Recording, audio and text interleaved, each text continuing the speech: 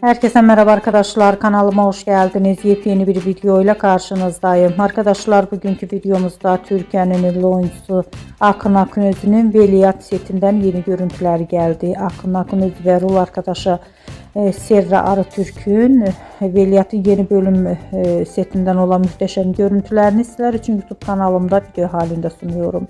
Umarım beğenirsiniz. Arkadaşlar, videomu beğendiyseniz kanalımı izlemeyi ve bildirim butonuna basmayı unutmayın. Şimdilik benden bu kadar olsun. Yeni videomuzda görüşmek üzere. Hoşça kalın.